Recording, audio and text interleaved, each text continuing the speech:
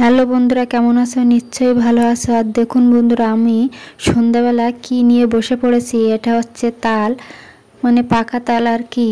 এই পাকা তালের বড়া তৈরি করব। তা কি কি দিয়ে আমি পাকা তালের বড়া তৈরি করি, তা ভিডিওটা প্রথম থেকে শেষ পর্যন্ত তোমরা দেখতে থাকো।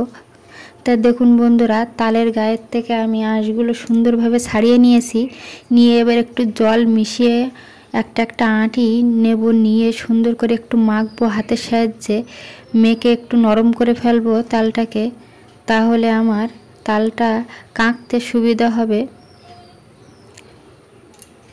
তোমরা যদি বাড়িতে তাল নিয়ে বড়া তৈরি করো, তাহলে সেম এইরকমভাবে একটু একটু করে জল নিয়ে তালের আঁটিটাকে সুন্দর করে নরম করে নেবে, তাহলে দেখবে মাখতে কত সুবিধা হবে।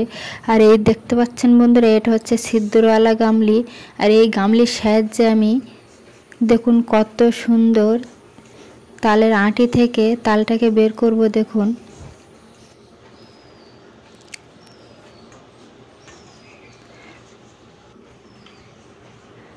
তো তোমরা ঝুড়ির সাহায্যে, মানে ছিদ্রওয়ালা জিনিসের সাহায্যে এই তালটাকে তোমরা মেখে নিতে পারো। তা দেখুন বন্ধুরা, কত সুন্দর হয়েছে। তো এরকম করে একটা একটা করে আমি সবগুলো তাল থেকে তাল বের করব, তালের আঁটি থেকে তাল বের করব। আর দেখুন বন্ধুরা, ওইগুলো কতটা লাল আর এটা কতটা সাদা হয়ে গেছে, তার মানে এর থেকে অনেক তাল বেরিয়ে গেছে। আর দেখুন বন্ধুরা, আমি আটা ময়দা দুইটা নিতে পারো, আর এর সঙ্গে চিনি মিশিয়েছি। তোমরা মিষ্টিও দিতে পারো, মানে আখের গুড় আর কি। আর তোমরা নারকেলও কুড়ে দিতে পারো এর সঙ্গে। দেখুন বন্ধুরা, আমি বাড়িতে যেসব সরঞ্জামগুলো ছিল সেই সিম্পল সরঞ্জাম দিয়েই আমি রান্নাটা করছি আজকে তালের বড়া। মানে বাড়িতে চিনি আর আটা ছিল, সেই উপকরণগুলো দিয়েই রান্না করছি। তো পেঁয়াজের মতন আমি সুন্দর করে তেলে ছেড়ে দিচ্ছি তালের বড়াগুলোকে। আর এই তালটা পাওয়া যায় শ্রাবণ ভাদ্র মাসে, আর অন টাইমে এগুলো পাওয়া যায় না। তা ওই জন্যই তোমাদের সঙ্গে একটু শেয়ার করলাম।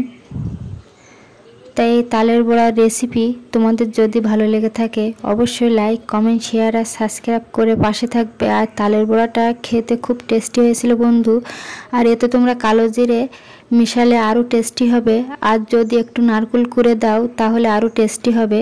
তা আমি বাড়ির সিম্পল উপকরণ দিয়ে যেহেতু রান্না করেছি। আর এই তালের বড়াটাকে যখন তুমি মাখবে তখন একটু ঘন রাখবে, খুব পাতলা করবে না, না হলে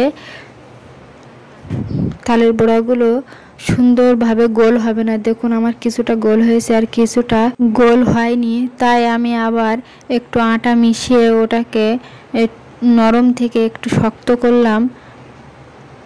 তারপরে এরগুলো আবার সুন্দরভাবে গোল গোল হয়েছিল বন্ধুরা।